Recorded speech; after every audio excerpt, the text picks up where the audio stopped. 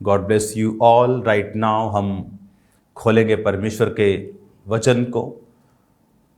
उत्पत्ति की पुस्तक उसके 45 बाब को हम पढ़ेंगे। उसकी 16 आयत में पढ़ूंगा। इस बात का समाचार कि यूसुफ के भाई आए हैं फिरौन के भवन तक पहुंच गया, और तब इससे फिरौन और उसके कर्मचारी प्रसन्न हुए। इसलिए फिरौन ने यूसुफ से कहा, अपने भाइयों से कह कि एक काम करो कि अपने पशुओं को लाद कर कनान में चले आओ, अपने पिता और अपने अपने घर के लोगों को लेकर मेरे पास आओ, और मिस्र देश में जो कुछ अच्छे से अच्छा है वह तुम्हें मैं दूंगा। तुम्हें देश के उत्तम से उत्तम पदार्थ खाने को मिलेंगे, और तुम्हें आज्ञा मिली है तुम एक काम करो कि मिस्र देश में अपने बाल बच्चों और स्त्रियों के लिए गाड़ियां ले जाओ, अपने पिता को ले आओ और अपनी सामग्री का मोह ना करना, क्योंकि सारे मिस्र देश में जो कुछ अच्छे से अच्छा है वह तुम्हारा है। हालेलुया। अब मैं ये चाहता हूं कि आप लोग इस वचन को बड़े ध्यान से समझें। क्यों परमेश्वर ने ये सारा जो डिटेल है यहां लिखी है। अब मैं पढ़ता हूं 46 बाब उत्पत्ति, उसकी 31 आयत को। तब यूसुफ ने अपने भाइयों और पिता के घराने से कहा, मैं जाकर फिरौन को ये कहकर समाचार दूंगा, मेरे भाई और मेरे पिता के सारे घराने के लोग जो कनान देश में रहते थे मेरे पास आ गए हैं। वे लोग चरवाहे हैं, क्योंकि पशुओं को पालते आए हैं, इसलिए अपनी भेड़ बकरियां गाय बैल जो कुछ उनका है सब ले आए हैं। जब फिरौन तुमको बुला के पूछे तुम्हारा उद्यम क्या है, तब ये कहना कि तेरे दास लड़कपन से आज तक पशुओं को पालते आए हैं, वरन हमारे पुरखा भी ऐसा ही करते थे। इससे तुम गोशेन देश में रहने पाओगे, क्योंकि सब चरवाहों से मिस्री लोग घृणा करते हैं। हमने बाइबल में बहुत सी परिस्थितियों को देखा है, बहुत से ऐसे इंसिडेंट्स को देखा है कि जहां पर परमेश्वर ने अपनी ग्रेस को, अपनी मर्सी को, अपनी ताकत को, अपने फेवर को लोगों के ऊपर जाहिर किया है। यहां पर जब मैं आपको 45 बाब पढ़ा रहा था तो उसमें लिखा है कि जब यूसुफ के भाई उससे मिले और फिरौन को समाचार मिला तो वो प्रसन्न हुआ, और उसने कहा जाओ अपने घर में गाड़ियां भेज।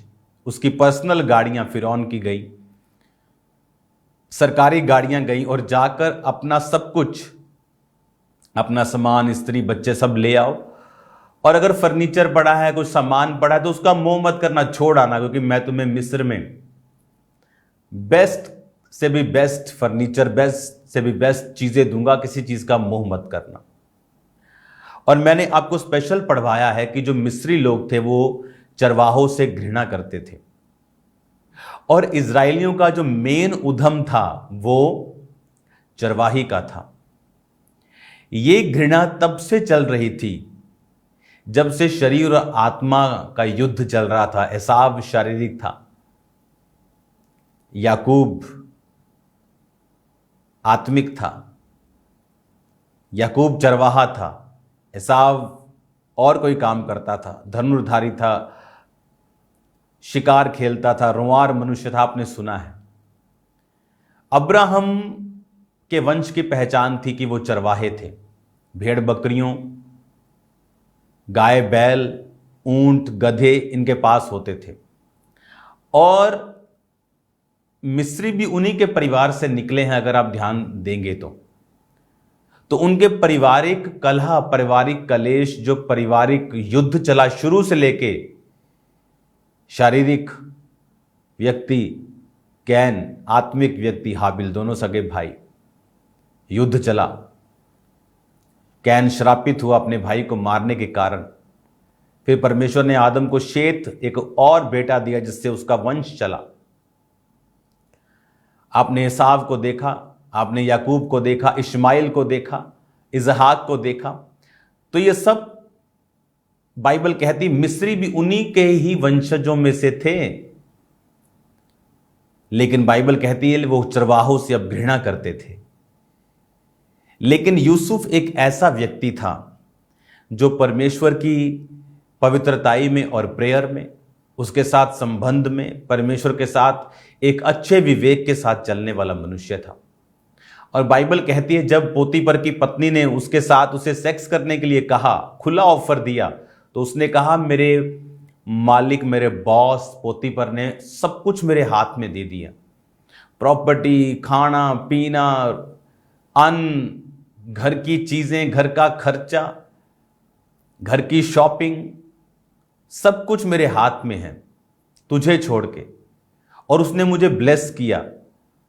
तो मेरा विवेक मुझे दोषी ठहराता है अगर मैं परमेश्वर के विरुद्ध चलता हूं और व्यभिचार करता हूं, जबकि बाइबल में कहीं भी तब वचन नहीं था तो व्यभिचार ना करना, क्योंकि अभी मूसा का वचन आया नहीं था।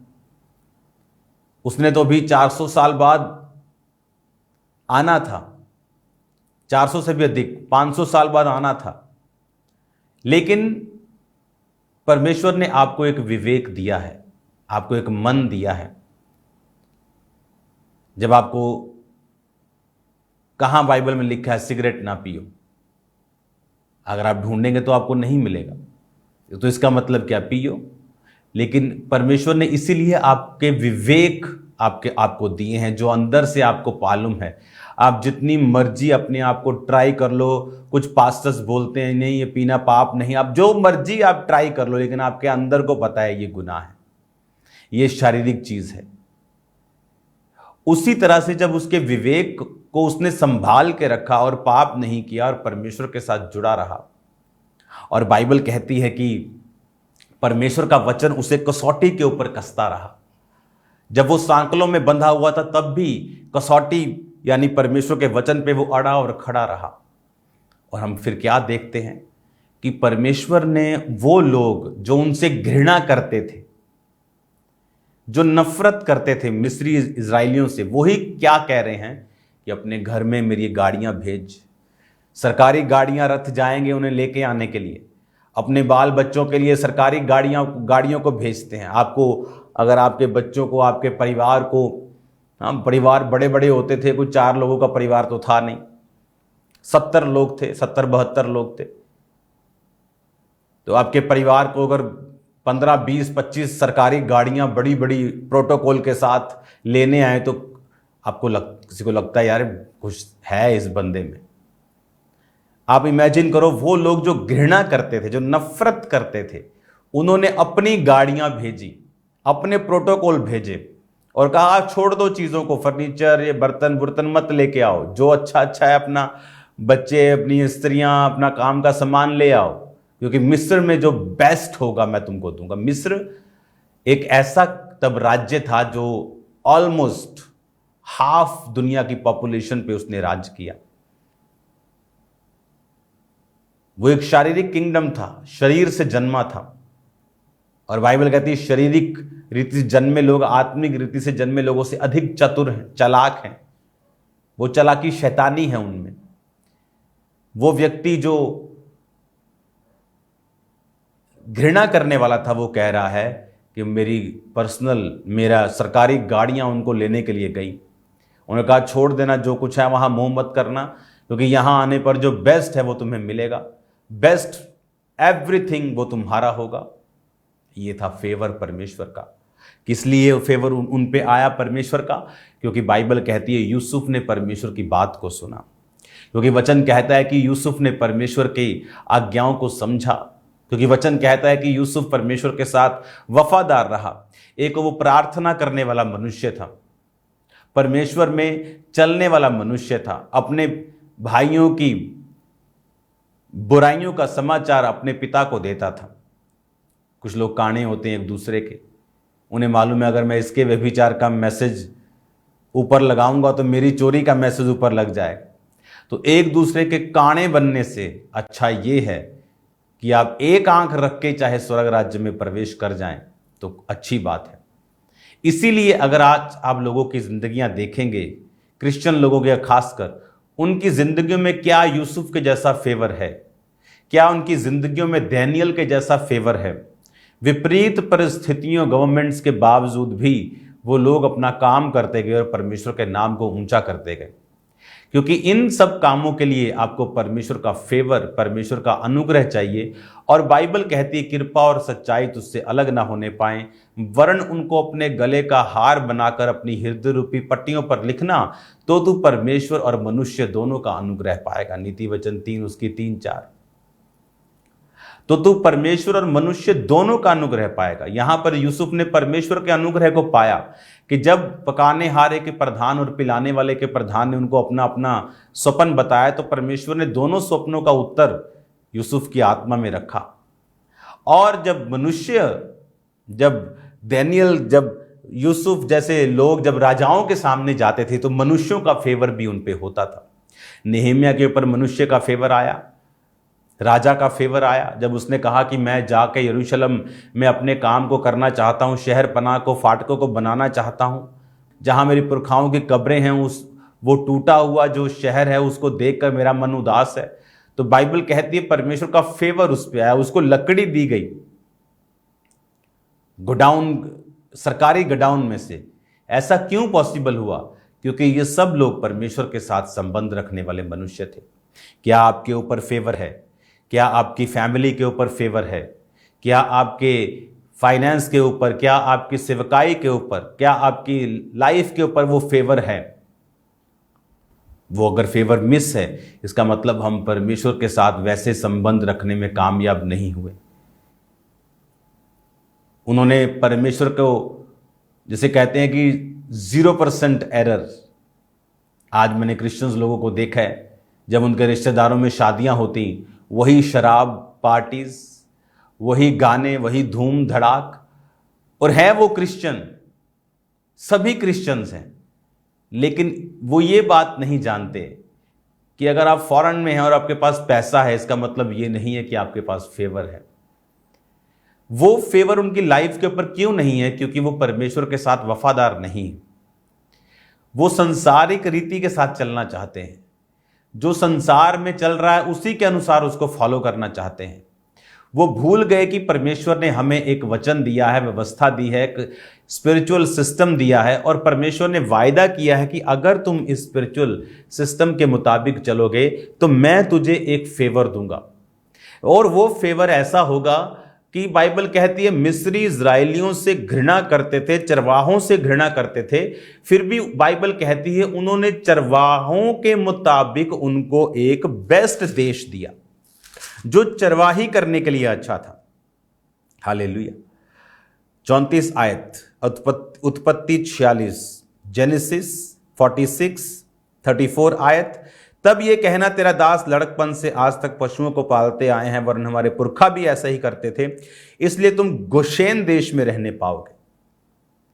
गोशेन देश, हरा देश, चरवाही का देश, लैंडस्केप्स जहां पर थी, जहां पर घास था, जहां पर हेवन, पशुओं के लिए हेवन, वो बेस्ट मिस्रियों से लिया।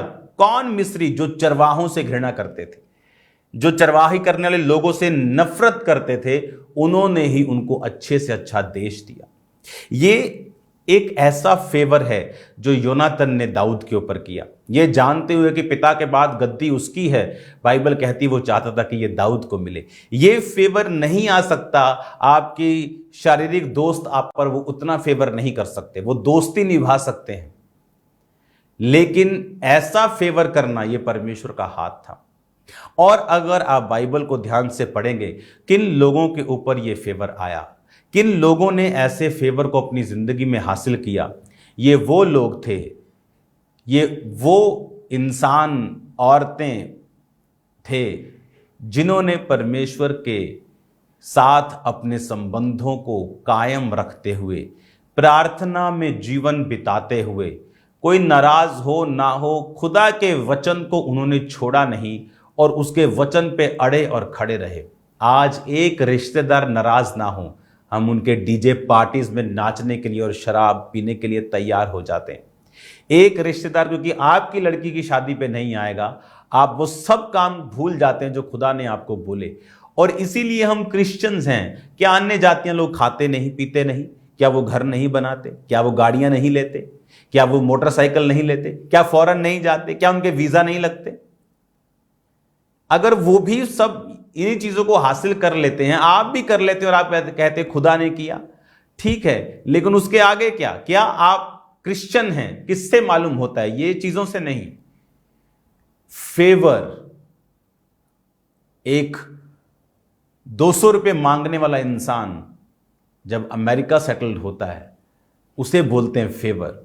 फॉरेन सब जाते, लेकिन फेवर के साथ क्या हुआ?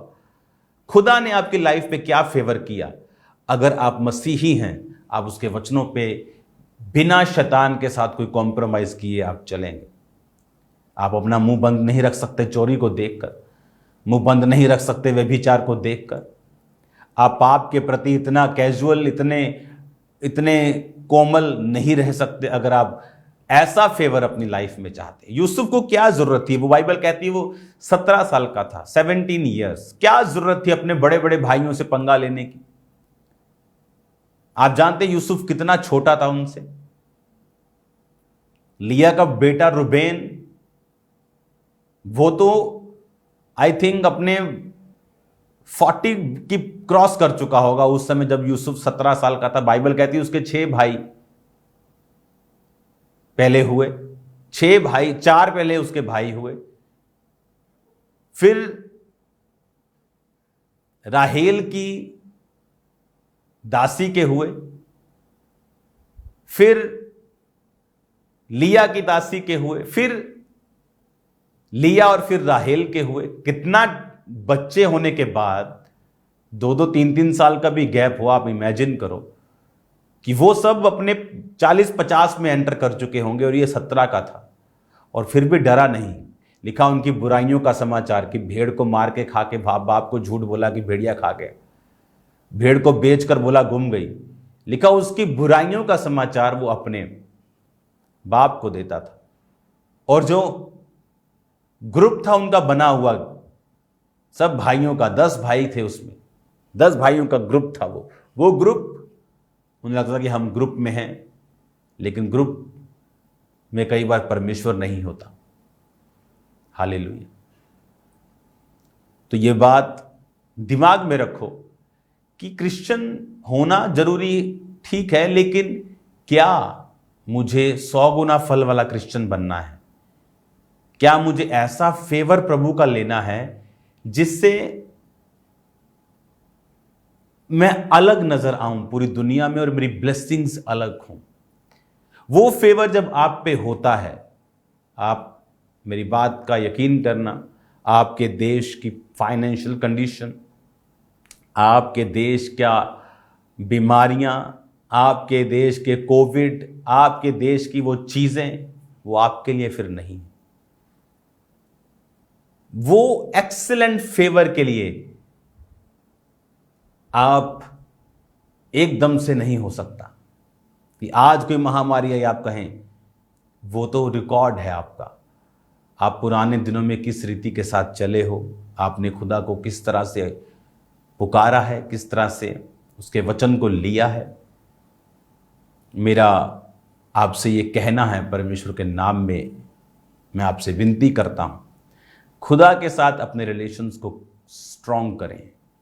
रिश्तेदार नाराज होते, कर दो नाराज, कर दो उन्हें, कोई टेंशन मत लो। लेकिन जब आप देखेंगे आपकी स्पिरिचुअल चीजों की सेटिंग हुई और फेवर आएगा, जो फेवर किसी पे नहीं होगा, उस चीज का इंतजार करें, परमेश्वर के साथ बने रहें, अपने हाथों को उठाएं। खुदा बाप तेरा आत्मा इन्हें छुए और ब्लेस करे। जब ये मास प्रेयर को अब सुने, खुदावंद तेरे जीवित नाम में चंगे हों, तेरे जीवित नाम में आशीषित हो खुदावंद, अंधकार की शक्तियां इनकी जिंदगी में काम न कर सकें। प्रभु यीशु मसीह के पवित्र नाम में मैंने आशीषित घोषित करता हूं, प्रभु यीशु मसीह के नाम में, आमीन, आमीन। God bless you all. मेरा बिलीव है आज आई थिंक कुछ नई ब्रांचेस जो कि हर संडे ही ओपन होती हैं, और बहुत सारी नई ब्रांचेस आज आप अपनी स्क्रीन पे देखेंगे जो ओपन हुई हैं। खुदावंद बड़े काम कर रहा है। एक और गुड न्यूज़ है, बहुत बड़ी वाली, ये मैं आपको जल्दी दूंगा। बहुत ज़बरदस्त बड़ी गुड न्यूज़, एक बहुत टर्निंग फैक्टर जो पंजाब में, जो भारत में, जो वर्ल्ड में एक स्टैंडर्ड को सेट करेगा। प्रेयर में रखिए। God bless you all.